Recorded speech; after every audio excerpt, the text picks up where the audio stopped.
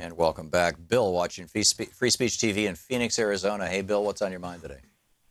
There's a corporation now called Sinclair, and they're buying up local radio stations. Television stations, actually. Television Yeah, stations. they're set to become the largest independent single owner of television stations in the United States. Is there any hope for us? I was just reading, actually, there's an amazing book called America's Battle for Media Democracy, The Triumph of Corporate Libertarianism and the Future of Media Reform by Victor Pickard. And I was, for our daily book report for the Thom Hartmann University Book Club that, we put on our Free Speech TV feed, I was going to read a piece from this book. The problem is it's written in a fairly dry fashion, and it was hard to find, just the 3 pages I could boil down to a 4-minute read. But in the 40s, and I hadn't known this, in the 40s, FDR was flipped out about the possibility that newspapers could own radio stations. This was before television.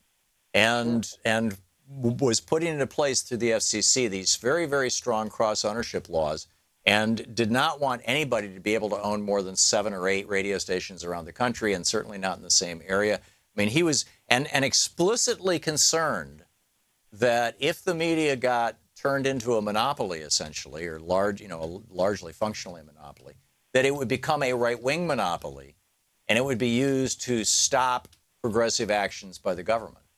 And I mean, he just completely explicitly clear about that. And that's where we are at right now. We have media monopolies in the United States that are doing everything they can to prevent any kind of meaningful message from getting out. It's why the average American doesn't have any idea what's in the Republican tax cut bill. The average American doesn't realize that the so-called streams rule that the Republicans just blew up was protecting our waterways.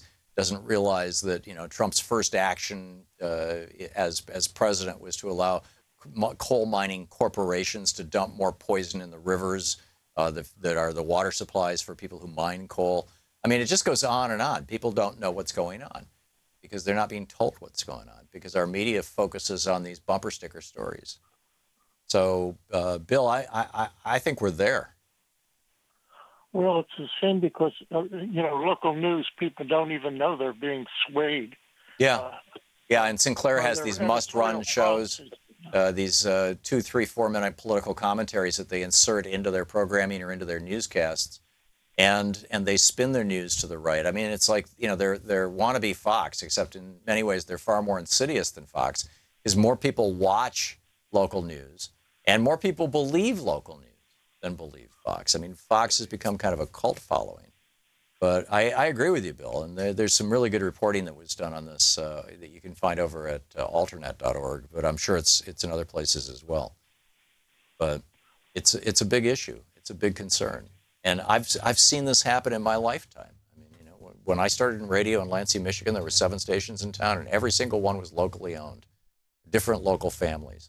And now I'd be astonished if there's a single station that's locally owned. I mean, I don't know, but it's just it has just gone to hell. Bill, thanks a lot for the call. I appreciate it. Thanks for watching Free Speech TV.